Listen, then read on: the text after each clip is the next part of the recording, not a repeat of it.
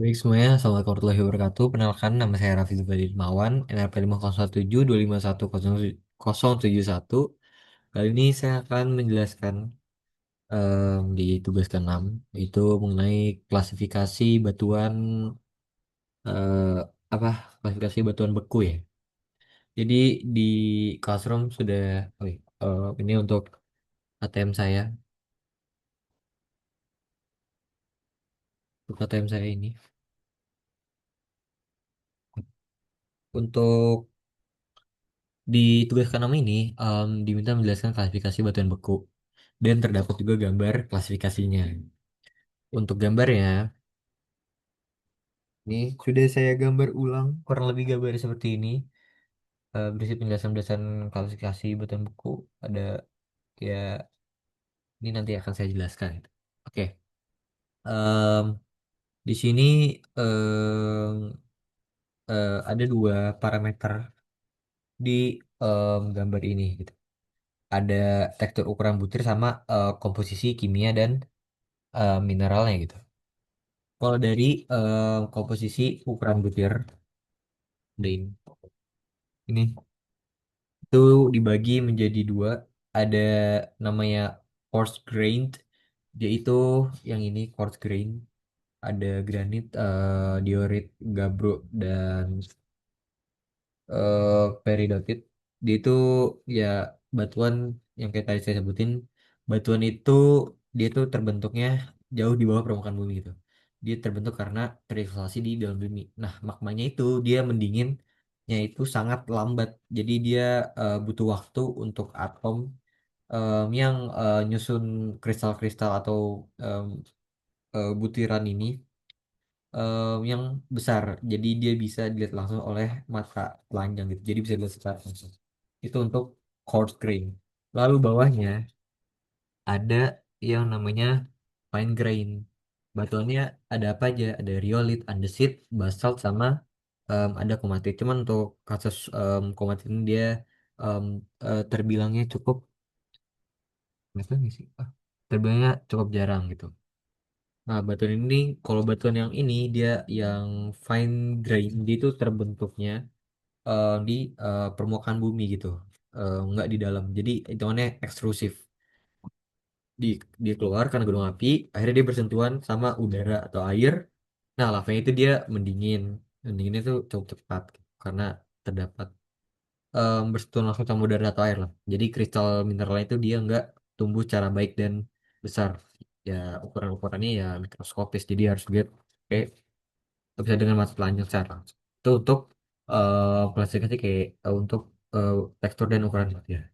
Lalu juga ada berdasarkan em, komposisi dari komposisi kimianya ya.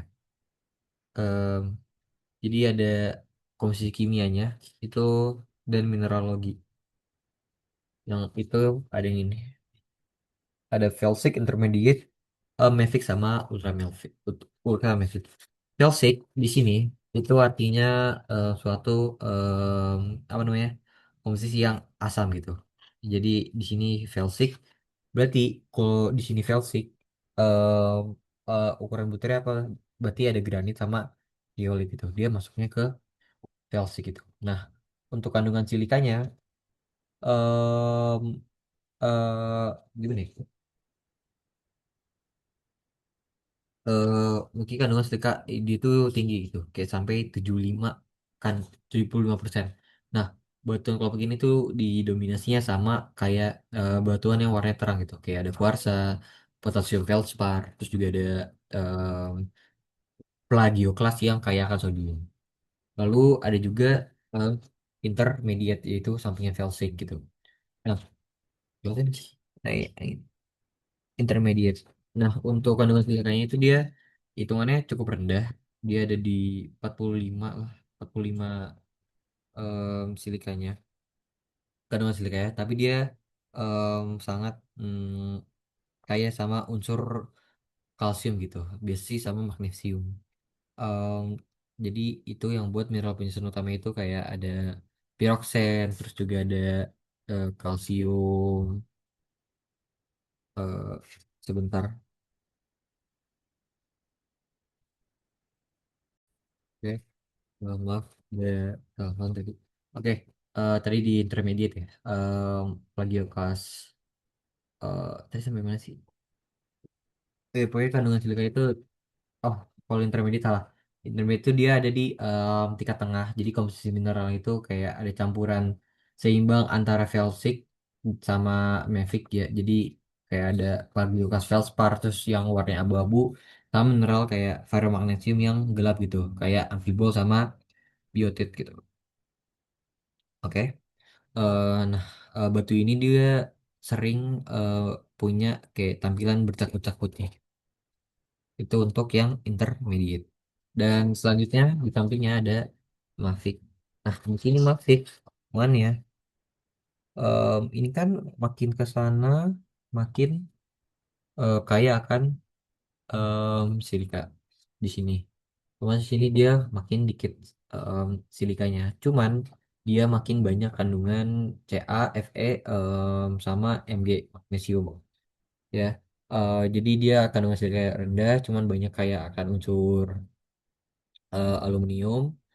Jadi mineral pesunya itu ya kalau nggak piroksen, kalau nggak piroksen atau enggak plagiokas yang kayak akad kalsium gitu. Nah, dia yang buat batu ini tuh dia warnanya gelap sama berbobot lebih berat. Jadi kalau Mavic itu makin gelap gitu. Sama yang terakhir ada namanya itu Ultra Mavic ya. Di sini ada Ultra Mavic. Nah, untuk Ultra Mavic sendiri ini dia dominan ada di mata bumi gitu. Untuk yang peri peridotit. Peridotit dia ada di apa namanya? Di bumi.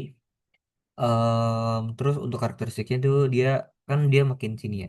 Kalau makin sini kan kandungan silikanya makin rendah di bawah 45%. Cuman makin banyak kandungan besi, Fe, magnesium itu cukup tinggi. Jadi batu ini tuh hampir semuanya itu tersusun sama mineral olivin dan juga piroksen gitu. Yang akhirnya membuat warna dia itu khas hijau gelap sampai ke hitaman. Lalu ada juga kayak ya ini yang di bawah-bawah itu ada kayak makin kiri itu makin banyak em, makin ke sini itu dia makin banyak kandungan kalium sama natrium. Terus kalau makin em, ke arah sana dia banyak kandungan kalsium, em, besi sama magnesium. Dan makin ke arah sini dia banyak kandungan silikanya gitu. Itu untuk kayak dan sifat kimia dari batuan. Jadi ya untuk materi ini, kalau kalian nemu batuan beku yang misal butirnya kasar dan warna terang, itu kemungkinan adalah kandungannya felsik gitu. Karena semakin felsik itu berwarna terang dan mafic itu berwarna gelap gitu. Jadi kita bisa tentuin karakteristik kimianya dan klasifikasi itu gimana.